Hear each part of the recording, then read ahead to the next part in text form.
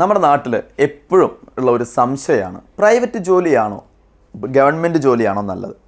അപ്പോൾ നമുക്ക് അതിനെക്കുറിച്ച് ജസ്റ്റ് ഡീറ്റെയിൽ ആയിട്ട് ഒന്ന് നോക്കാം. അപ്പോൾ ഇവിടെ നമ്മൾ ഡിസ്കസ് ചെയ്യുന്നത് പ്രധാനമായിട്ടും private job wise nationalised bank jobs, അതായത് നമ്മളുടെ നാഷണലൈസ്ഡ് IBPS, നമ്മളുടെ ഗവൺമെൻറ് സെക്ടറിലുള്ള ബാങ്കുകളുണ്ടല്ലോ, നാഷണലൈസ്ഡ് ബാങ്കുകളായിട്ടുള്ള SBI, bank of Baroda, Punjab national bank തുടങ്ങിയ ബാങ്കുകൾ IBPS എക്സാം നടത്തുന്നതും SBI എക്സാംസ് നടത്തുന്നതും regional rural bank RRB, Kerala Grameen ബാങ്കാണ് കേരളത്തിലുള്ളത്. അപ്പോൾ ഗവൺമെൻറ്റിൻ്റെ കീഴിലുള്ള ബാങ്കുകളുമായിട്ടുള്ള ഒരു താരതമ്യമാണ് നമ്മൾ പ്രധാനമായിട്ടും ഉദ്ദേശിക്കുന്നത്. അതായത് നമ്മുടെ നാട്ടിൽ ഒരുപാട് പ്രൈവറ്റ് ജോലികളുണ്ട്, കൂടുതൽ മെജോറിറ്റി ആൾക്കാരും വർക്ക് ചെയ്യുന്നത് പ്രൈവറ്റ് സെക്ടറിലാണ്. അപ്പോൾ നമ്മളുടെ സെൻട്രൽ ഗവൺമെൻറ് ജോബുകളുടെ ബെനിഫിറ്റും അത് തമ്മിലുള്ള ഒരു കമ്പാരിസണുമാണ് നമ്മൾ ഈ വീഡിയോയിലൂടെ നിങ്ങളിലേക്ക് എത്തിക്കാനായിട്ട് ശ്രമിക്കുന്നത്. Okay, comparison between private and nationalised banks. അപ്പോൾ നിങ്ങൾക്ക് ഒരുപാട് ഡൗട്ടുകൾ ഉണ്ടാവും. എങ്ങനെയാണ് വർക്ക് കൾച്ചർ, അതേപോലെ തന്നെ എന്താണ് ഗവൺമെൻറ് ജോലിയും പ്രൈവറ്റ് ജോലിയും തമ്മിലുള്ള പ്രധാന വ്യത്യാസം, എന്താണ് ജോബിൻ്റെ രീതികൾ എങ്ങനെയാണ് തുടങ്ങിയ ഒരുപാട് കാര്യങ്ങളുണ്ടാവും. സ്ട്രെസ് എങ്ങനെയാണ്, വർക്ക് ലോഡ് എങ്ങനെയാണ്, അപ്പോൾ ഈ എല്ലാ കാര്യങ്ങളും നമുക്ക് ഈ വീഡിയോയിലൂടെ ഡിസ്കസ് ചെയ്യാം. ഓക്കെ, ഡിസഡ്വാൻറ്റേജും അഡ്വാൻറ്റേജസും എല്ലാം നമുക്ക് നോക്കാം. അപ്പോൾ ആദ്യം തന്നെ നാഷണലൈസ്ഡ് ബാങ്ക് ജോബാണ് നമ്മൾ ജസ്റ്റ് നോക്കണേന്ന് ഞാൻ പറഞ്ഞു. ഗവൺമെൻറ് ആണ്, അത് ഇന്ത്യൻ ഗവൺമെൻറ്റിൻ്റെ കീഴിൽ വരുന്നതാണ്. ദെൻ നമ്മളുടെ എക്സാമ്പിളായിട്ട് വരികയാണെങ്കിൽ SBI, Punjab national bank, Canara bank, bank of Baroda. പ്രധാനമായിട്ടും ഈ ബാങ്കുകളുടെ, നാഷണലൈസ്ഡ് ബാങ്കുകളുടെ ഏറ്റവും ഇമ്പോർട്ടൻ്റ് ആയിട്ടുള്ള കാര്യം എന്താ? Stability, service to the public. Okay, service to the public ആണ്, അതേപോലെ സ്റ്റെബിലിറ്റിയാണ്. അപ്പോൾ സർവീസ് സെക്ടറാണ് പ്രധാനമായിട്ടും ബാങ്ക് വരുന്നത്. അപ്പോൾ ആ രീതിയിലുള്ള ജോലിയായിരിക്കും നിങ്ങൾ അവിടെ ചെയ്യേണ്ടതായിട്ട് വരിക. ഇനി ഏറ്റവും ഇമ്പോർട്ടൻ്റ് ആയിട്ടുള്ള കാര്യമാണ് അഡ്വാൻറ്റേജസ്. നമ്മൾ ഒരു സെൻട്രൽ ഗവൺമെൻറ് എക്സാം എഴുതി ജോലിയിലേക്ക് പ്രവേശിക്കുമ്പോൾ അതിലേറ്റവും പ്രധാനപ്പെട്ട അഡ്വാൻറ്റേജ് എന്താണെന്ന് നിങ്ങൾക്കറിയോ? നമ്മളൊരു പ്രൈവറ്റ് ജോലി എടുക്കാം. നിങ്ങൾ ഒരു സെൻട്രൽ ഗവൺമെൻറ്, അതായത് ഒരു ബാങ്കിങ് എക്സാം എഴുതുന്ന ഒരു കുട്ടി, നമ്മൾ ഒരു ഗ്യാപ്പ് വന്നു, അല്ലെങ്കിൽ തന്നെ ഒരു ഫ്രഷറാണ്, ഒരു ഡിഗ്രിക്കാരനാണ്, നിങ്ങൾ നേരെ ഒരു പ്രൈവറ്റ് കമ്പനിയിൽ ജോലിക്ക് പോയാൽ അവർ ആദ്യം ചോദിക്കുക എക്സ്പീരിയൻസ് ഉണ്ടോ എന്നാണ് ചോദിക്കുക. ഞാൻ ക്യാമ്പസ് പ്ലേസ്മെൻറ്റ് അങ്ങനത്തെ കാര്യങ്ങളൊക്കെ വിട്ടേക്ക്. ഓക്കെ, നമുക്കതിലേക്കൊക്കെ വരാം. നേരെ നമ്മൾ ഒരു കോഴ്സ് കഴിഞ്ഞ് ഒരു കമ്പനി ചെല്ലുമ്പോൾ നിങ്ങളുടെ എക്സ്പീരിയൻസ് എന്താണെന്ന് ചോദിക്കും. എക്സ്പീരിയൻസ് ഇല്ലാത്തവർക്ക് ഫ്രഷർ എന്ന കാറ്റഗറിയിൽ വളരെ തുച്ഛമായിട്ടുള്ള പൈസയ്ക്കാണ്, ശമ്പളത്തിനാണ് അവർ ജോലിയിലേക്ക് പ്രവേശിക്കുക. എല്ലാവർക്കും അറിയുന്ന കാര്യമാണ്, നമ്മുടെ നാട്ടിലുള്ള ഒരുവിധം എല്ലാ കമ്പനികളിലും അങ്ങനെ തന്നെയാണ്. ദെൻ അവർ നിന്ന് പെർഫോം ചെയ്ത് ചിലപ്പോൾ 1 വർഷം 2 വർഷമൊക്കെ വളരെ കുറഞ്ഞ ശമ്പളത്തിന് ജോലിക്ക് നിൽക്കേണ്ടി വരും. ദെൻ ആണ് അവർക്ക് എന്ത് ചെയ്യാൻ പറ്റുക? ചെറിയ രീതിയിലായാലും ഉയർന്നു വരാൻ പറ്റുക. പക്ഷേ ഇവിടെ അങ്ങനെയല്ല. നിങ്ങളൊരു സെൻട്രൽ ഗവൺമെൻറ് എക്സാംസ് അല്ലെങ്കിൽ ഒരു ബാങ്ക് എക്സാംസ് എഴുതുന്ന ഒരാളാണെങ്കിൽ, നിങ്ങൾ ഡിഗ്രിക്കാരനായിരിക്കാം, നിങ്ങൾക്ക് യാതൊരു എക്സ്പീരിയൻസിൻ്റെ ആവശ്യമില്ല. നിങ്ങൾക്ക് വേണമെങ്കിൽ ഇപ്പോൾ നിങ്ങൾ കരിയർ ബ്രേക്ക് സംഭവിച്ചു, കുറച്ച് കാലം നിങ്ങൾ ജോലിയൊന്നും പോവാതെ വീട്ടിലിരുന്നു. ഇപ്പോൾ നമ്മൾ മാരേജൊക്കെ കഴിഞ്ഞ മക്കളുള്ള അമ്മമാരൊക്കെ ആണെന്നുണ്ടെങ്കിൽ അവർക്കൊരു 3 വർഷമൊക്കെ കുട്ടികളെ നോക്കാനായിട്ട് അവർ ജോലി ഉപേക്ഷിച്ച് ഒരു കരിയർ ഗ്യാപ്പ് വന്നു. ദെൻ അവർക്കൊരു റീസ്റ്റാർട്ട് എന്ന് പറയുന്നത് പ്രൈവറ്റ് സെക്ടറിൽ അത്ര എളുപ്പം സാധിക്കില്ല. ചോദ്യങ്ങൾ വരും, എക്സ്പീരിയൻസ്. പിന്നെ ഈ 3 വർഷം കൊണ്ട് നമ്മളുടെ പ്രൈവറ്റ് മേഖലയിലായാലും നമ്മളുടെ നാട്ടിലായാലും നിങ്ങൾക്കറിയാം, advanced technologies day by day വന്നുകൊണ്ടിരിക്കുകയാണ്. ഇപ്പോൾ ആർട്ടിഫിഷ്യൽ ഇൻ്റലിജൻസിൻ്റെ കാലമാണ്. അപ്പോൾ അഡ്വാൻസ്ഡ് ആയിട്ടുള്ള ടെക്നോളജീസ് വരികയാണ്. അപ്പോൾ നമ്മൾ അപ്ഡേറ്റ് ആയിട്ടിരിക്കണം. അപ്പോൾ ഈ 3 വർഷത്തെ കരിയർ ഗ്യാപ്പ് അവിടെ അവർക്ക് മുന്നോട്ടുള്ള ജോലി കണ്ടെത്താനായിട്ട് ഒരു പ്രോബ്ലമായിട്ട് വരാറുണ്ട്. അങ്ങനെയുള്ളവർക്കും നല്ലൊരു ഓപ്ഷനാണ്. ഈ എക്സാം എഴുതി പാസ്സായാൽ മതി. നിങ്ങൾ എക്സാമിന് പ്രിപ്പയർ ചെയ്യാം. അവിടെ എക്സ്പീരിയൻസിന് പ്രാധാന്യമില്ല. അവർ പറഞ്ഞിരിക്കുന്ന ഏജ് ലിമിറ്റിൽ ഉണ്ടായിരിക്കണം, അതേപോലെ ക്വാളിഫിക്കേഷൻസ് ഉണ്ടായിരിക്കണം. ഏറ്റവും ഇമ്പോർട്ടൻ്റ് ആയിട്ടുള്ള കാര്യം ഇതാണ്.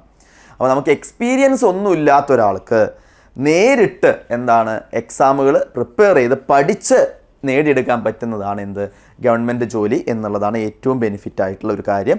ഇനി അതിൻ്റെ ബെനിഫിറ്റുകൾ, ഇപ്പോൾ നമുക്ക് ജോബ് സെക്യൂരിറ്റി എന്ന് പറയുന്നുണ്ട്. ഇപ്പോൾ നമുക്ക് ഗവൺമെൻറ് ജോലി നിങ്ങൾ കഷ്ടപ്പെട്ട് പഠിച്ച് എഴുതിയെടുത്തു, നിങ്ങൾ ആ ജോലിയിൽ കയറിക്കഴിഞ്ഞാൽ നിങ്ങളുടെ ആ ജോലി നഷ്ടപ്പെടണമെന്നുണ്ടെങ്കിൽ നമ്മൾ അത്രയ്ക്കും വലിയൊരു കുറ്റം ചെയ്തിട്ടുണ്ടാവണം. പറഞ്ഞ കാര്യം മനസ്സിലായോ? അതല്ലാതെ നിങ്ങളുടെ ജോലി അത്ര പെട്ടെന്നൊന്നും നഷ്ടപ്പെടില്ല. ഹയർ ഒഫീഷ്യൽസ് വിചാരിച്ചാൽ പോലും നിങ്ങളെ ഒന്നും ചെയ്യാനായിട്ട് പറ്റില്ല എന്ന് ചുരുക്കം. കാരണം എന്താ? നിങ്ങൾ ടെസ്റ്റ് എഴുതി നല്ല പ്രൊട്ടക്റ്റഡ് ആയിട്ടുള്ള ഒരു പോസ്റ്റിലാണ് വന്നിരിക്കുന്നത്. അവർ വിചാരിച്ചാൽ നിങ്ങൾക്ക് വേണമെങ്കിൽ പണിഷ്മെൻറ്റ്, ട്രാൻസ്ഫർ കാര്യങ്ങളൊക്കെ വരാം. പക്ഷേ അവിടെയും നിങ്ങളുടെ ഭാഗം സംസാരിക്കാനും അത് ക്ലിയർ ചെയ്യാനും അത് വ്യക്തമായിട്ട് അവിടെ പറയാനുള്ള അവസരം നമുക്കുണ്ട്. അപ്പോൾ നമുക്ക് ജോബ് സെക്യൂരിറ്റി എന്ന് പറയുന്നത് ഗവൺമെൻറ് മേഖലയിൽ അത്രയ്ക്കും അധികം കൂടുതലാണ്. നിങ്ങളുടെ ജോലി നഷ്ടപ്പെടുന്നുള്ള പ്രശ്നം നിങ്ങൾക്ക് വേണ്ട. വൺസ് നിങ്ങൾ സർവീസിൽ കയറി കഴിഞ്ഞാൽ നിങ്ങൾക്ക് റിട്ടയർഡ് ആവണ വരെ ആ ഒരു ടെൻഷൻ നിങ്ങളുടെ എന്തിലും ഉണ്ടാവില്ല, നിങ്ങളുടെ മനസ്സിൽ ആവശ്യമില്ല. നമുക്ക് വളരെ കൂൾ ഫ്രീ ആയിട്ട് എന്ത് ചെയ്യാം, ജോലി ചെയ്യാം. ഏറ്റവും ഇമ്പോർട്ടൻ്റ് ആയിട്ടുള്ള കാര്യമാണ് ഫിക്സ്ഡ് വർക്കിംഗ് അവേഴ്സ്. വേരിയേഷനൊക്കെ ഉണ്ടാവാം, അതിപ്പോൾ നിങ്ങൾ ഏത് ജോലി എടുത്താലും വർക്കിംഗ് അവേഴ്സിലൊക്കെ വേരിയേഷൻ ഉണ്ടെങ്കിൽ കൂടി നമുക്ക് അവൈലബിൾ ആയിട്ടുള്ള എല്ലാ ഹോളിഡേയ്സും കിട്ടും. അതേപോലെ ഹോളിഡേയ്സിനൊന്നും നിങ്ങൾ വർക്ക് ചെയ്യേണ്ട കാര്യമില്ല. ഫിക്സഡ് ആയിട്ടുള്ള ഒരു വർക്കിംഗ് കൾച്ചർ എന്തായാലും ഗവൺമെൻറ് മേഖലയിൽ നിർബന്ധമായിട്ടുണ്ടാവും. ഓക്കെ, അതിന് അപ്പുറം നിങ്ങൾ വർക്ക് ചെയ്യുകയാണെന്നുണ്ടെങ്കിൽ നിങ്ങളുടെ ഇഷ്ടത്തിന് നിങ്ങൾക്ക് വർക്ക് ചെയ്യാം. നിങ്ങളുടെ പെർഫോമൻസ് ഒക്കെ ഇമ്പ്രൂവ് ചെയ്യാനായിട്ട് നിങ്ങൾക്ക് വർക്ക് ചെയ്യാം. നിർബന്ധമായിട്ടൊന്നും നിങ്ങളെ കൊണ്ട് എന്ത് ചെയ്യിക്കാൻ പറ്റില്ല, ഒരു പരിധി വിട്ട് വർക്ക് ചെയ്യിപ്പിക്കാനായിട്ട് സാധിക്കില്ല. ഏറ്റവും ഇമ്പോർട്ടൻ്റ് ആയ കാര്യം സാലറി. ഞാനൊരു കാര്യം നിങ്ങളോട് പറയാണ്, നിങ്ങൾക്ക് സാലറി എവിടെയായിരിക്കും സാലറി കൂടുതൽ? ഒരു സംശയവും വേണ്ട, നമുക്ക് പ്രൈവറ്റ് മേഖലയിൽ സാലറിക്ക് ഒരു ലിമിറ്റില്ല. നിങ്ങൾക്ക് എത്ര ഉയർന്ന പോസ്റ്റ് വരെ നിങ്ങൾക്ക് എത്തിപ്പെടാം. നിങ്ങൾക്ക് കഴിവും നിങ്ങൾക്ക് അതിനുള്ള കാലിബർ ഉണ്ടെങ്കിൽ നിങ്ങൾക്ക് സാലറിക്ക് ലിമിറ്റേഷൻ ഇല്ല. എവിടെ? പ്രൈവറ്റ് മേഖലയിൽ. പക്ഷേ ഇവിടെ അങ്ങനെയല്ല. ഇവിടെ നമുക്ക് നല്ല ഹൈ സാലറി കാര്യങ്ങൾ കിട്ടും, പക്ഷേ അതിന് എന്തുണ്ടാവും, ലിമിറ്റ് ഉണ്ടാവും. നമുക്ക് നല്ല റെപ്യൂട്ടഡ് ആയിട്ടുള്ള സാലറി, നല്ല അടിപൊളിയായിട്ട് നമ്മുടെ സമൂഹത്തിൽ ജീവിക്കാനുള്ള സാലറി നമുക്ക് എന്ത് കിട്ടും, ഗവൺമെൻറ് ജോലിയുടെ ഭാഗമായിട്ട് നിങ്ങൾക്ക് കിട്ടും.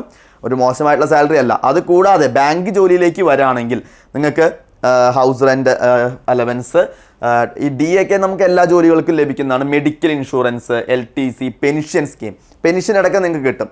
റിട്ടയർഡ് ആയതിനു ശേഷം നിങ്ങൾക്ക് പെൻഷൻ കാര്യങ്ങൾ, അത് എന്താണോ ഇപ്പോഴത്തെ രീതിയിലുള്ള സ്കീമിലുള്ള പെൻഷൻ കാര്യങ്ങൾ നിങ്ങൾക്ക് അവൈലബിൾ ആയിരിക്കും.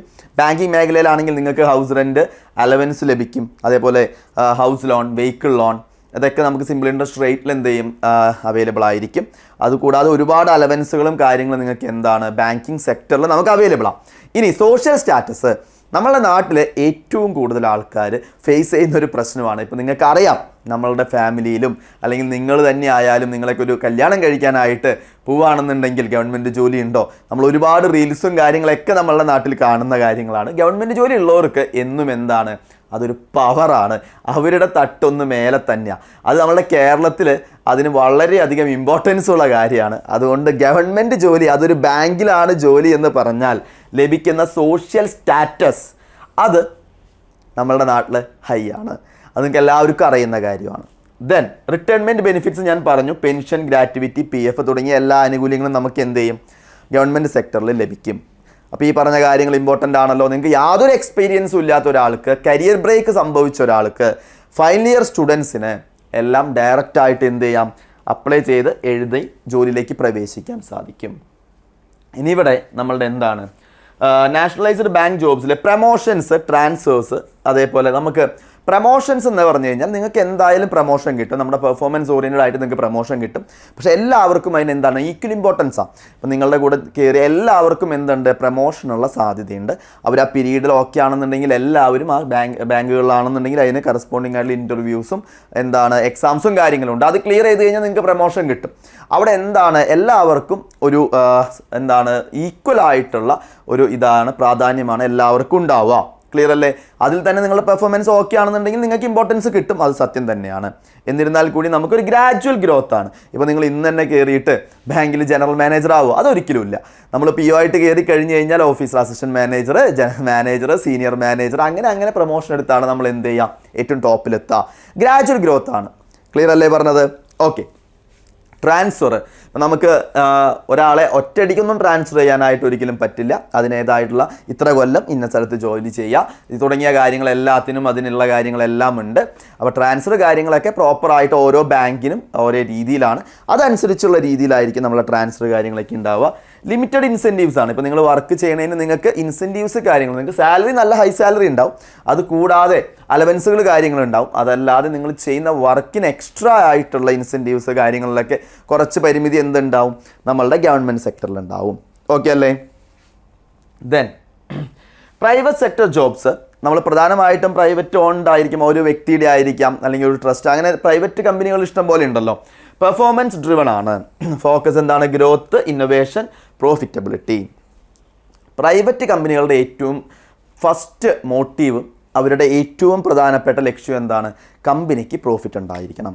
അപ്പോൾ നിങ്ങൾ വർക്ക് ചെയ്യുമ്പോൾ നിങ്ങൾക്ക് അവർ ഒരു എക്സാമ്പിൾ ഒരു 10,000 റുപ്പീസ് 10,000 രൂപ തരുന്നുണ്ടെങ്കിൽ അതിനേക്കാൾ കൂടുതൽ എന്തായാലും നമ്മൾ എന്ത് ചെയ്യും? അവർ നമ്മളെ കൊണ്ട് എഫർട്ട് ഇടിപ്പിക്കും. കാരണം അവർ നമുക്ക് പൈസ തരുന്നുണ്ടെങ്കിൽ നമ്മൾ എന്തായാലും വർക്ക് ഇടണം. ക്ലിയർ ആണല്ലോ? അപ്പോൾ പ്രൈവറ്റ് കമ്പനിയിലേക്ക് വരുമ്പോൾ അത് പെർഫോമൻസ് ഡ്രിവൺ ആണ്. ഓക്കെ, അപ്പോൾ അതിൻ്റെ കുറച്ച് കാര്യങ്ങളിലേക്ക് നമുക്ക് കടക്കാം. അഡ്വാൻറ്റേജ്, ഇപ്പോൾ പ്രൈവറ്റ് ജോലിക്ക് അഡ്വാൻറ്റേജ് ഇല്ലേ എന്ന് ചോദിച്ചാൽ തീർച്ചയായിട്ടും ഉണ്ട്. ഒരു സംശയം വേണ്ട, പ്രൈവറ്റ് ജോലിക്ക് അതിൻ്റേതായിട്ടുള്ള അഡ്വാൻറ്റേജസ് ഉണ്ട്. ഓക്കെ, ഞാൻ ഈ പറഞ്ഞു rapid growth, promotions and hikes. നിങ്ങളൊരു പ്രൈവറ്റ് കമ്പനിയിൽ ജോയിൻ ചെയ്തു. ഇപ്പോൾ നമ്മൾ പല കഥകളും കേട്ടിട്ടുണ്ടാവും. പ്രൈവറ്റ് കമ്പനിയിൽ സ്റ്റാർട്ട് ചെയ്ത് കഴിഞ്ഞാൽ ചിലപ്പോൾ ഒരു കൊല്ലം കൊണ്ട് ഏറ്റവും ടോപ്പിലെത്താൻ നിങ്ങൾക്ക് സാധിക്കും. നിങ്ങൾക്ക് കഴിവുണ്ടെങ്കിൽ, നിങ്ങൾ പെർഫോമൻസ് അടിപൊളിയാണെങ്കിൽ, നിങ്ങൾ നന്നായിട്ട് പെർഫോം ചെയ്യുന്നുണ്ടെങ്കിൽ, നിങ്ങൾ കയറി കഴിഞ്ഞാൽ നിങ്ങൾ ഏറ്റവും ടോപ്പിലേക്ക് എത്താൻ നിങ്ങൾക്ക് വളരെ കുറച്ച് സമയം കൊണ്ട് നിങ്ങൾക്ക് എന്ത് ചെയ്യാൻ പറ്റും? ഏറ്റവും ഉയർന്ന നിലയിൽ എത്താൻ സാധിക്കും. അത് പ്രൈവറ്റിൽ സാധിക്കുന്ന കാര്യമാണ്.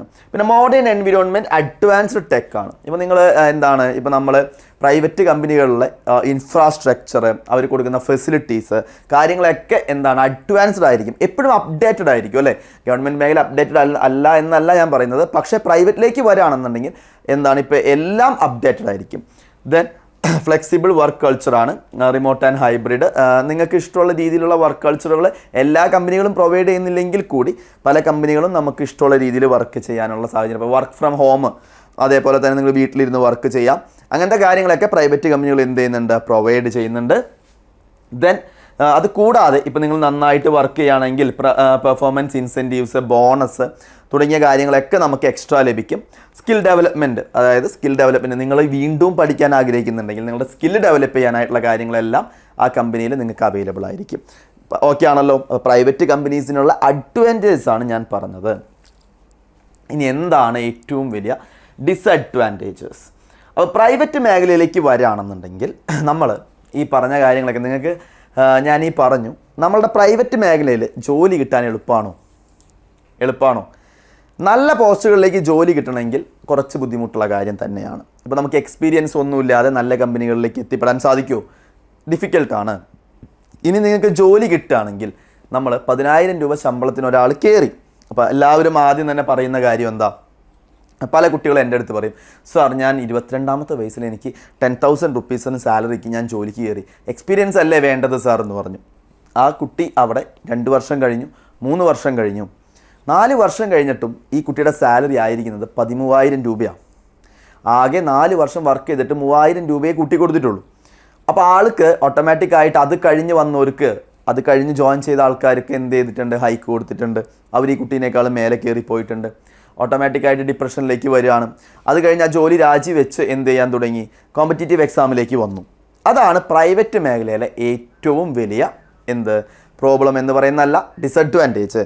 കാരണം നമുക്ക് എന്താണ് ഒരു ഈക്വലായിട്ടുള്ള രീതിയിലുള്ള എന്തുണ്ടാവില്ല, ഉയർച്ച അവിടെ ഉണ്ടാവില്ല. നിങ്ങൾ ഓക്കെ ആണോ, നിങ്ങൾ ഹൈലി പെർഫോമഡ് ആണോ, നിങ്ങൾക്ക് അവിടെ ഉയർച്ച ഉണ്ടായിരിക്കും. നിങ്ങൾ എന്ത് ചെയ്യും? ഉയർന്ന് പോകും. ചിലപ്പോൾ ആദ്യം കയറിയ ആൾക്കാർ ഇപ്പോൾ സീനിയോറിറ്റി ഒന്നും പരിഗണിച്ചിട്ടല്ല അവിടെ എന്തുണ്ടാവുക? പ്രമോഷൻസും സാലറി ഹൈക്കും ഇൻസെൻറ്റീവ്സ് ഒക്കെ വരുന്നത്. Performance oriented ആയിട്ടുള്ളതായിരിക്കും. കഴിവുള്ളവൻ കാര്യക്കാരൻ എന്ന് പറയാറില്ലേ നമ്മൾ? ഏറ്റവും അടിപൊളിയായിട്ട് ആരാണോ വർക്ക് ചെയ്യുന്നത് അവർ ഉയർന്നു പോവും എന്നുള്ളതാണ് പ്രൈവറ്റ് മേഖലയിലെ ഏറ്റവും വലിയ കാര്യം. That long working hours. ഇപ്പോൾ അവിടെ ഒരു വർക്ക് കംപ്ലീറ്റ് ചെയ്യണം, ഇന്ന് തീർക്കണം എന്ന് നിങ്ങളുടെ ഹയർ ഒഫീഷ്യൽസ് പറഞ്ഞിട്ടുണ്ടെങ്കിൽ ആ വർക്ക് ഇന്ന് തീർത്തേ പറ്റൂ. അത് ഇന്ന് രാത്രി ഫുള്ള് നിങ്ങൾ വർക്ക് ചെയ്തിട്ടായാലും അത് എന്ത് ചെയ്യണം? കംപ്ലീറ്റ് ചെയ്യണം. അതല്ലാതെ വേറെ നിവൃത്തിയില്ല. അപ്പോൾ അവിടെ നിങ്ങളുടെ വർക്കിംഗ് അവേഴ്സിന് പ്രാധാന്യമൊന്നുമില്ല. നമ്മൾ നന്നായിട്ട് വർക്ക് ചെയ്യണം. ഹൈ പ്രഷറാണ്. അപ്പോൾ ഏറ്റവും കൂടുതൽ കാര്യം എന്താ? നമുക്ക് തന്നിരിക്കുന്ന വർക്ക് കംപ്ലീറ്റ് ചെയ്യാനായിട്ടുള്ള പ്രഷർ, ഹൈ പ്രഷർ ആയിരിക്കും. വർക്ക് ലോഡും വർക്ക് പ്രഷറും എന്തായിരിക്കും? പ്രൈവറ്റ് സെക്ടറിൽ അത് ഹൈ ആയിരിക്കും. അതിൽ യാതൊരു സംശയവും വേണ്ട. അപ്പോൾ നിങ്ങൾക്ക് സാലറീഡ് ആണെങ്കിൽ നിങ്ങൾ അത്യാവശ്യം നല്ല രീതിയിൽ സാലറി മേടിക്കുന്നു. അതല്ലാതെ ഒരു 5,000-6,000 രൂപ സാലറിക്കാണ് നിങ്ങൾക്ക് ലഭിക്കുന്നത്, എനിക്ക് യാതൊരു വർക്ക് പ്രഷറും ഇല്ല എന്ന് പറഞ്ഞപ്പോൾ ചിലർ കമൻറ്റ് ചെയ്യുകയാണെന്നുണ്ടെങ്കിൽ നിങ്ങൾ ആലോചിക്കുക. സാലറി കുറവാണെങ്കിൽ വർക്ക് പ്രഷർ ഉണ്ടാവില്ല. നിങ്ങൾ നല്ല സാലറിയിലേക്ക് പോകും തോറും നമുക്ക് ഹൈ വർക്ക് പ്രഷർ ആയിരിക്കും, നമ്മളുടെ വർക്ക് ലോഡ് കൂടുതലായിരിക്കും. ക്ലിയർ അല്ലേ? Then limited retirement benefits. ഇപ്പോൾ പെൻഷനും കാര്യങ്ങളൊന്നും നിങ്ങൾക്ക് ലഭിക്കണമെന്നില്ല. അതുകൂടാതെ അലവൻസുകൾ കാര്യങ്ങളൊക്കെ കമ്പനികൾ ഇപ്പോൾ കൊടുക്കുന്ന സൂപ്പറായിട്ടുള്ള കമ്പനീസ് ഉണ്ട് എന്ന് അങ്ങനെ ഞാൻ പറയുന്നില്ല, ഇല്ല എന്ന് പറയുന്നില്ല. ഒരുപാട് കമ്പനീസ് കൊടുക്കുന്നുണ്ട്. പക്ഷേ മെജോറിറ്റി കമ്പനീസിൽ എന്തില്ല, നമ്മൾ ഈ പറയുന്ന പോലെ പ്രൈവറ്റ് കമ്പനികളിൽ നല്ല രീതിയിലുള്ള ആനുകൂല്യങ്ങളോ കാര്യങ്ങളോ പെൻഷൻ സ്കീമുകളോ ഒന്നുമില്ല. ക്ലിയർ ആണല്ലോ? ഓക്കെ, ദെൻ നമ്മളിലേക്ക് ഇത്രയും കാര്യങ്ങൾ ഞാൻ പറഞ്ഞു. അപ്പോൾ നമുക്കിതെല്ലാം കൂടി ഒരു കമ്പാരിസണായിട്ട് ജസ്റ്റ് ഒന്ന് നോക്കാം. നിങ്ങൾ തന്നെ തീരുമാനിക്കുക, പ്രൈവറ്റ് ജോലി വേണോ ഗവൺമെൻറ് ജോലി വേണോ എന്നുള്ള കാര്യം. ഏറ്റവും ഇമ്പോർട്ടൻ്റ് ആയിട്ടുള്ള കാര്യമാണ് ഫസ്റ്റ് കാറ്റഗറി എന്ന് പറയുന്നത് ജോബ് സെക്യൂരിറ്റി. അതിന് മുന്നേ ഞാൻ പറഞ്ഞു ഏറ്റവും ഇമ്പോർട്ടൻ്റ് എന്താ, നമ്മൾ ഈ പറഞ്ഞ ഒരു എക്സ്പീരിയൻസ് ഇല്ലാത്ത ഒരാൾക്ക് ഡയറക്റ്റായിട്ട് ഏറ്റവും നല്ല രീതിയിൽ ഹൈ സാലറിയിൽ പോസ്റ്റിലേക്ക് പ്രവേശിക്കാൻ പറ്റുന്നതാണ് ഗവൺമെൻറ് എക്സാംസ് എഴുതി നമുക്ക് എന്ത് ചെയ്യാൻ പറ്റും, ജോലിയിലേക്ക് പ്രവേശിക്കാൻ പറ്റും. Okay, then job security very high ആണ്. നമുക്ക് അത്രയ്ക്കും നിങ്ങൾ പ്രശ്നം ഉണ്ടാക്കിയാലാണ് ഒരു ഗവൺമെൻറ് ജോലി നിങ്ങളുടെ കയ്യിൽ നിന്ന് പോവുള്ളൂ. പ്രൈവറ്റ് ജോബ് ഇപ്പോൾ നിങ്ങൾ ഈ മാസം നല്ല അടിപൊളിയായിട്ട് പെർഫോം ചെയ്തു, നിങ്ങളെ കമ്പനിയിൽ എല്ലാവരും ഹയർ ഓഫീഷ്യൽസ് എല്ലാവരും അപ്രീഷിയേറ്റ് ചെയ്തു, ക്ലാപ്പ് ചെയ്തു. അപ്പോൾ നിങ്ങൾ കരുതി ഞാൻ അടിപൊളിയാണ്, ഞാൻ കമ്പനിയുടെ അവിഭാജ്യ ഘടകമാണെന്ന് കരുതി. അടുത്ത മാസം നിങ്ങളുടെ പെർഫോമൻസ് മോശമായി, നിങ്ങൾക്ക് വാർണിംഗ് വന്നു, മെമ്മോ വന്നു. പിന്നത്തെ മാസം മോശമായി, നിങ്ങളോട് പറഞ്ഞു ഇത് ലാസ്റ്റ് വാർണിംഗ് ആണ്. അടുത്ത മാസം മോശമായി കഴിഞ്ഞാൽ ടെർമിനേറ്റ് ചെയ്ത് കളയും, നിങ്ങളുടെ ജോലി പോയി. പറഞ്ഞ കാര്യം മനസ്സിലായോ? അങ്ങനെ നമ്മൾ ടെർമിനേറ്റ് ചെയ്ത് പുറത്ത് പോയി കഴിഞ്ഞാൽ നമുക്ക് വേറെ ജോലി കിട്ടാനായിട്ടുള്ള കാര്യം എന്താ, കുറച്ച് ബുദ്ധിമുട്ടാണ്. പറഞ്ഞ കാര്യം മനസ്സിലായോ? അപ്പോൾ നിങ്ങൾ ചിലപ്പോൾ നല്ല സാലറിയിൽ ഒരു പോസ്റ്റിൽ ഇരിക്കുകയായിരിക്കും, പെട്ടെന്ന് കമ്പനിയിൽ എന്തുണ്ടാവാം, കമ്പനിക്ക് ഒരു സാമ്പത്തിക പ്രതിസന്ധി വരാം. സോ ടോപ്പായിട്ടുള്ള കുറച്ച് ആൾക്കാരെ ഒഴിവാക്കാൻ തീരുമാനിച്ചാൽ നിങ്ങളുടെ പെർഫോമൻസ് നല്ലതായിരുന്നിട്ടുണ്ടെങ്കിൽ കൂടി നമ്മളുടെ ജോലി അവിടെ നഷ്ടപ്പെടും. അപ്പോൾ നിങ്ങൾ ചിലപ്പോൾ ആ രീതിയിലായിരിക്കാം നമ്മളുടെ ലൈഫ് സ്റ്റൈലും കാര്യങ്ങളെല്ലാം നമ്മൾ എന്ത് ചെയ്തിട്ടുണ്ടാവുക, കൊണ്ടുപോയിക്കൊണ്ടിരിക്കുക. നമുക്ക് ഹൗസിംഗ് ലോൺ ഉണ്ടാവാം, വെഹിക്കിൾ ലോൺ ഉണ്ടാവാം. ആ സമയത്ത് നമ്മൾ എന്ത് ചെയ്യും, നമ്മളുടെ മുന്നോട്ടുള്ള ജീവിതം തന്നെ ബുദ്ധിമുട്ടാവും. വേറെ ജോലി നിങ്ങൾക്ക് കണ്ടുപിടിക്കാൻ സാധിക്കും, എന്നിരുന്നാൽ കൂടി നിങ്ങൾ ആ സമയത്ത് അനുഭവിക്കുന്ന മെൻ്റൽ പ്രഷർ അത് ഹൈ ആയിരിക്കും. ക്ലിയർ അല്ലേ? അപ്പോൾ എപ്പോൾ വേണമെങ്കിലും നമുക്ക് നമ്മളുടെ ജോലി നഷ്ടപ്പെടാം എന്നുള്ള കാര്യം പ്രൈവറ്റ് ജോലിക്കുള്ളതാണ്. സാലറി ഗ്രോത്ത് സ്റ്റഡിയാണ് ബേസ്ഡ് ഓൺ പേ കമ്മീഷൻ. സർക്കാർ ജോലിയുടെ സാലറി എപ്പോഴും എന്താണ്, എല്ലാവർക്കും അറിയുന്ന കാര്യമാണ്, അത് സ്റ്റഡി ആയിരിക്കും. പേ കമ്മീഷൻ വെച്ചിട്ടാണ് സാലറി കാര്യങ്ങൾ വരിക. നമ്മളുടെ പ്രൈവറ്റ് കമ്പനിയിൽ അങ്ങനെയൊന്നുമില്ല. ചിലവർക്ക് സാലറി ഭയങ്കര കൂടുതലായിരിക്കും, ചിലവർക്ക് ഒട്ടും ഉണ്ടാവില്ല. ആ രീതിയിൽ ഒരു ഈക്വൽ ആയിട്ടുള്ള ഒരു ഇമ്പോർട്ടൻസ് ഒന്നും അവിടെ ഇല്ല. പെർഫോമൻസ് അനുസരിച്ചാണ്. വർക്ക് പ്രഷർ ഗവൺമെൻറ് ജോബിന് കമ്പാരിറ്റീവ്ലി കുറവാണ്. ഇവിടെ എന്തായിരിക്കും, പ്രൈവറ്റിൽ ഹൈ ആയിരിക്കും. പിന്നെ ടാർഗറ്റ് കാര്യങ്ങളൊക്കെ ഉണ്ടാവും. വർക്കിംഗ് അവേഴ്സ് നമ്മൾ ഓൾറെഡി ഡിസ്കസ് ചെയ്തു, ഫിക്സഡ് ആയിരിക്കും. ഇവിടെ often extended on regular. Working hours ഒന്നിൻ്റെ കാര്യത്തിൽ എന്തായാലും പ്രൈവറ്റ് കമ്പനിയിൽ കുറച്ച് ബുദ്ധിമുട്ട് കാര്യങ്ങളൊക്കെ ഉണ്ടാവാൻ സാധ്യതയുണ്ട്. അലവൻസുകൾ ഗവൺമെൻറ് ജോലിക്കാണ് അലവൻസുകൾ കാര്യങ്ങൾ ഉണ്ടാവുക, പ്രൈവറ്റ് ജോലിക്ക് ഇല്ല എന്നല്ല. എന്നാലും അത്രയും നല്ല പോസ്റ്റുകളിലേക്കും ഹൈലി ആയിട്ട് പെയ്ഡ് ആയിട്ടുള്ള ആൾക്കാർക്കാണ് ഹൈ അലവൻസുകൾ കാര്യങ്ങളൊക്കെ പ്രൈവറ്റ് കമ്പനിയിൽ ഉണ്ടാവുക. ദെൻ നമുക്ക് pension, life time pension and gratuity ഒക്കെ ഗവൺമെൻറ് ജോലിയുടെ ബെനിഫിറ്റാണ്. ഇവിടെ PFും ESI ഒക്കെ പ്രൈവറ്റ് ജോലിക്ക് കുറഞ്ഞ ശമ്പളമുള്ളവർക്ക് ESI ചില കമ്പനികൾ കൊടുക്കണം, നിർബന്ധമാണ്. ഗവൺമെൻറ് റൂൾ ഉള്ളതുകൊണ്ട് PFും ESI ഒക്കെ ഉണ്ടാവും. പ്രൊമോഷൻസ് ഞാൻ ഈ പറഞ്ഞു, ഗവൺമെൻറ് ജോലിക്കാണെങ്കിൽ based on seniority and exams ആണ്. എക്സാംസും സീനിയോറിറ്റിയും വെച്ചിട്ടാണ് നമുക്ക് പ്രൊമോഷൻ ഉണ്ടാവുക. പ്രൈവറ്റ് മേഖലയിൽ അങ്ങനെയില്ല, ബേസ്ഡ് ഓൺ യുവർ പെർഫോമൻസ്. നിങ്ങൾ അടിപൊളിയായിട്ട് വർക്ക് ചെയ്യുന്നുണ്ടോ, നിങ്ങളുടെ ഹയർ ഓഫീഷ്യൽസിന് അത് ബോധ്യപ്പെട്ട് കഴിഞ്ഞാൽ ചിലപ്പോൾ 10 ദിവസം കൊണ്ട് നിങ്ങൾ ടോപ്പിലെത്തും. പറഞ്ഞാൽ മനസ്സിലായോ? ടോപ്പിലുള്ള ആൾ ഔട്ട് ആവാനും അത് മതി. Then leave policy. നമുക്ക് ലീവ് എന്ന് പറയുന്നത് ഗവൺമെൻറ് ജോലിക്ക് ലീവ് നിങ്ങൾക്ക് എടുക്കാം, നിങ്ങൾക്ക് അവകാശപ്പെട്ട ലീവ് നിങ്ങൾക്ക് അവിടെ കിട്ടും. മെറ്റേണിറ്റി ലീവ് ഉണ്ടാവും, പെറ്റേണിറ്റി ലീവ് വരെയുണ്ട്. പിന്നെ ഏൺഡ് മെഡിക്കൽ ലീവ് ഉണ്ട്, കാഷ്വൽ ലീവ്സ്, അങ്ങനെ ഒരുപാട് ലീവുകൾ നമുക്ക് അവൈലബിൾ ആണ്. ഹോളിഡേയ്സ് ഒക്കെ നിങ്ങൾക്ക് ഹോളിഡേ തന്നെയായിരിക്കും. നമ്മുടെ ആരും വർക്ക് ചെയ്യാൻ പറ്റില്ല, വർക്ക് ചെയ്യാൻ പറയാൻ പറ്റില്ല.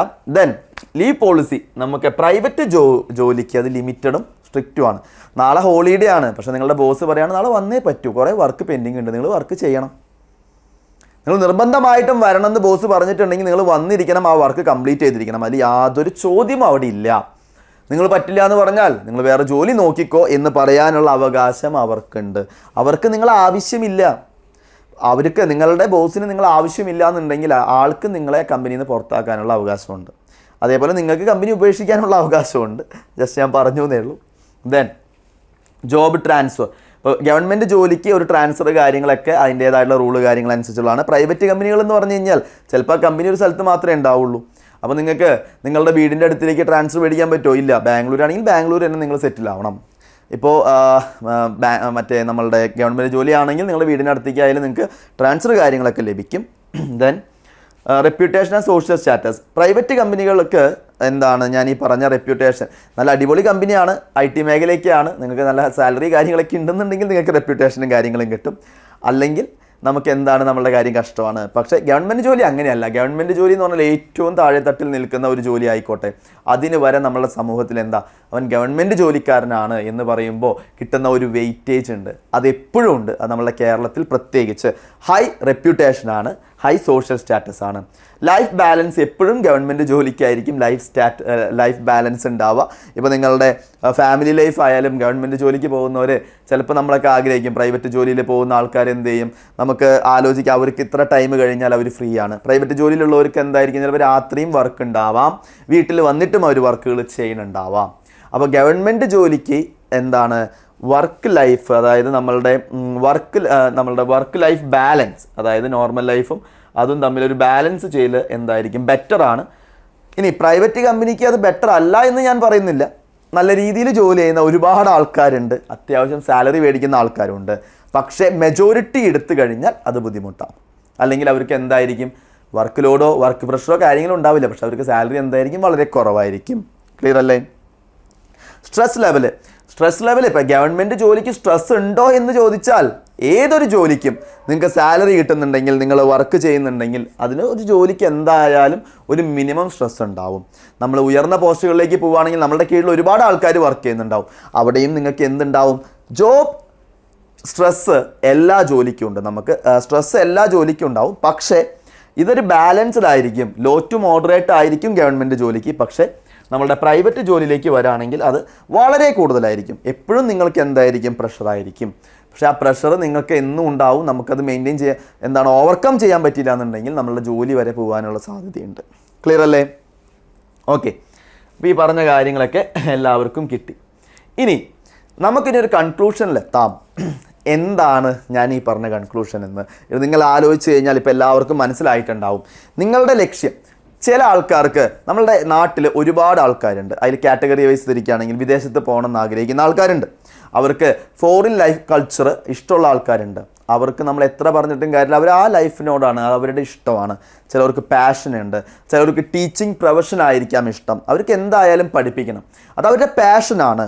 അവർ ആ പ്രൊഫഷൻ ചെയ്താലേ അവർക്ക് എന്തുണ്ടാവുള്ളൂ, ജോബ് സാറ്റിസ്ഫിക്കേഷൻ എന്ന് പറയുന്ന ഒരു കാര്യമുണ്ട്, അത് ലഭിക്കുകയുള്ളൂ. ക്ലിയർ അല്ലേ? ചില ആൾക്കാർക്ക് ആർട്ടായിരിക്കാം, മ്യൂസിക്, അങ്ങനെ ആഗ്രഹമുള്ള ആൾക്കാരുണ്ടാവാം.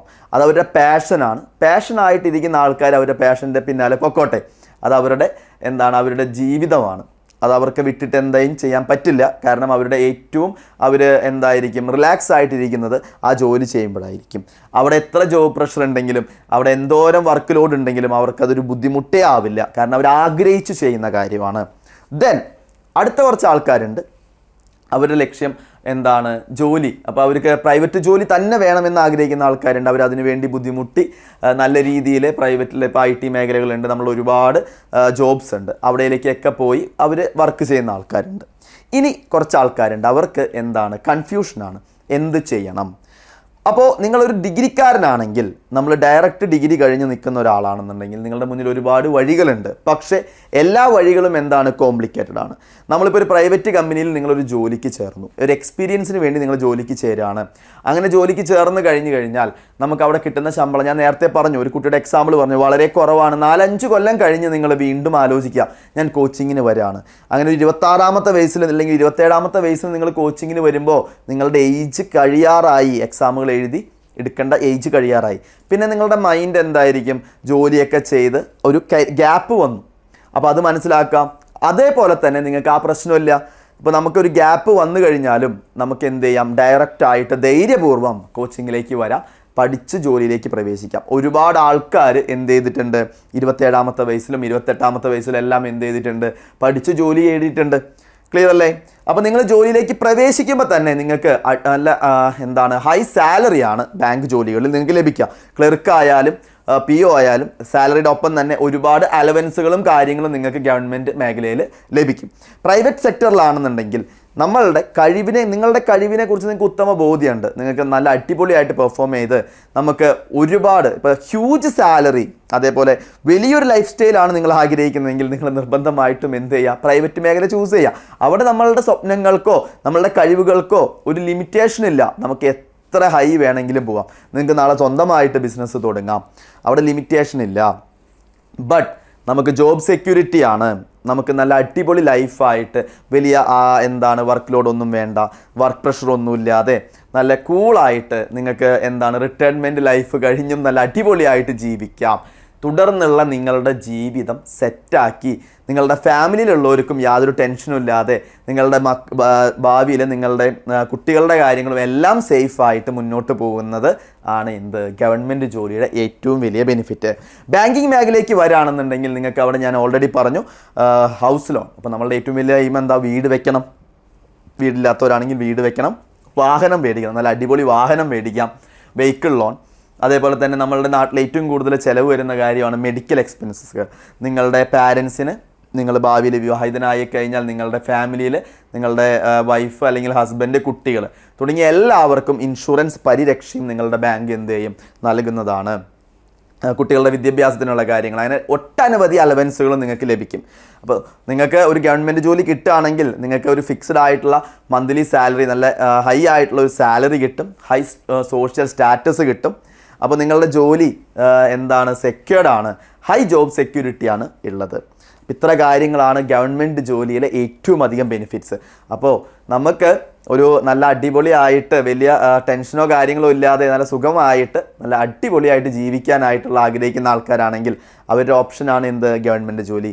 ഇനി കുറച്ച് ആൾക്കാരുണ്ട്, ഞാൻ നേരത്തെ പറഞ്ഞു കരിയർ ബ്രേക്ക് സംഭവിച്ചിട്ടുള്ള ആൾക്കാർ, ഇപ്പോൾ കുട്ടികളായിട്ട് പഠിക്കാൻ പറ്റാതിരുന്ന അമ്മമാരുണ്ടാവാം, അല്ലെങ്കിൽ കുറച്ച് വർക്കിന് പോയിട്ട് അതിനൊരു പീരീഡ് ഒരു 3-4-5 കൊല്ലം വേറെ ഒന്നും ചെയ്യാതിരുന്നിട്ടുള്ള ആൾക്കാരുണ്ടാവാം. അവർക്കെല്ലാം നല്ല ചോയ്സാണ്. നമുക്ക് വേറെ എക്സ്പീരിയൻസോ കാര്യങ്ങളൊന്നും ഇവിടെ ചോദിക്കുന്നില്ല. എക്സാംസുകൾ എഴുതി ക്രാക്ക് ചെയ്താൽ നമുക്ക് മുന്നോട്ട് പോവാം. ഓക്കെ അല്ലേ? പറഞ്ഞ കാര്യങ്ങളൊക്കെ എല്ലാവർക്കും ക്ലിയർ ആണെന്ന് കരുതുന്നു. അപ്പോൾ നമ്മളുടെ എൻട്രിയിൽ എല്ലാ സെൻട്രൽ ഗവൺമെൻറ് എക്സാംസിനും, അതായത് staff selection commission, railway exams, bank exams, നമുക്ക് ഏകദേശം 25-ലേറെ എക്സാംസ് എഴുതാം. അതേപോലെ തന്നെ ഈ കൊല്ലം ഏകദേശം 2 ലക്ഷത്തിൻ്റെ അടുത്ത് വേക്കൻസിയിലാണ്. ഈ കൊല്ലം അതിലും കൂടും വേക്കൻസി, ടോട്ടലാണ് ഞാൻ പറഞ്ഞ് റിക്രൂട്ട്മെൻറ്റ് നടക്കുന്നത്. അപ്പോൾ നമ്മളുടെ central government batch, multiple government job ഓപ്പർച്യൂണിറ്റീസിലേക്കുള്ള നമ്മളുടെ ബാച്ചിലേക്കുള്ള അഡ്മിഷൻസ് ഓൾറെഡി നടക്കുന്നുണ്ട്. അപ്പോൾ ഇതിൻ്റെ ബെനിഫിറ്റ് ഞാൻ നിങ്ങളോട് പറഞ്ഞു, job security, high salary, prestigious career. അപ്പോൾ നമ്മളുടെ ബാച്ചുകളുടെ പ്രത്യേകത എന്ന് പറഞ്ഞു കഴിഞ്ഞാൽ എല്ലാ സിലബസും കാര്യങ്ങളും കവർ ചെയ്ത് തരും. പ്രിലിംസിനും മെയിൻസിനും വേണ്ടിയുള്ള കോച്ചിങ്, ബാങ്കിങ് എക്സാമുകൾക്ക് ഓഫീസർ പോസ്റ്റുകളിലേക്കാണെങ്കിൽ ഇൻ്റർവ്യൂ ഉണ്ട്, അതിൻ്റെ coaching, live recorded classes, mentorship support, അതേപോലെ തന്നെ ഹൈ ക്വാളിറ്റി മെറ്റീരിയൽസ്, മോക്ക് ടെസ്റ്റുകൾ, ലൈവ് ക്വിസുകൾ തുടങ്ങി എല്ലാ ഫീച്ചേഴ്സോടും കൂടിയതാണ് നമ്മളുടെ ബാച്ച്. അപ്പോൾ ഇതിലേക്ക് അഡ്മിഷൻ എടുക്കുന്നതിനും കോഴ്സിനെ കുറിച്ച് അറിയണമെന്നൊക്കെ ഉണ്ടെങ്കിൽ ഈ നമ്പർ ജസ്റ്റ് ഒന്ന് നോട്ട് ചെയ്ത് വെച്ചോ. 7736122215 എന്നുള്ള നമ്പറിലേക്ക് ജസ്റ്റ് ഒന്ന് കോൺടാക്ട് ചെയ്യാം. ഓക്കെ, എന്തെങ്കിലും ഡൗട്ടുകളോ കാര്യങ്ങളോ ഉണ്ടെങ്കിൽ ജസ്റ്റ് അടിയിലൊന്ന് കമൻറ്റ് ചെയ്യാം. അപ്പോൾ ഞാൻ പറഞ്ഞ കാര്യങ്ങളൊക്കെ എല്ലാവർക്കും ക്ലിയർ ആണെന്ന് കരുതുന്നു. ഗവൺമെൻറ് ജോലിയും പ്രൈവറ്റ് ജോലിയും തമ്മിലുള്ള ഒരു കമ്പാരിസനാണ് നമ്മൾ നടത്തിയത്. നിങ്ങൾ ആലോചിക്കുക, നിങ്ങളുടെ കരിയർ എവിടെ ആയിരിക്കണം എന്നുള്ളത് നിങ്ങളുടെ ചോയ്സാണ്. അപ്പോൾ നമുക്ക് നിങ്ങൾ അത് കരിയർ ചൂസ് ചെയ്ത് ഉചിതമായിട്ടുള്ള തീരുമാനം എടുത്ത് മുന്നോട്ട് പോവുക എന്നേ പറയാനുള്ളൂ. അപ്പോൾ എല്ലാവരും നല്ല അടിപൊളിയായിട്ടിരുന്ന് പഠിക്കുക. ഓക്കെ, നിങ്ങൾക്ക് ആഗ്രഹിച്ചത് എന്താണോ അത് നേടാനായിട്ട് എല്ലാവർക്കും സാധിക്കട്ടെ എന്ന് ഞാൻ ആശംസിക്കുന്നു. All the very best. Thank you.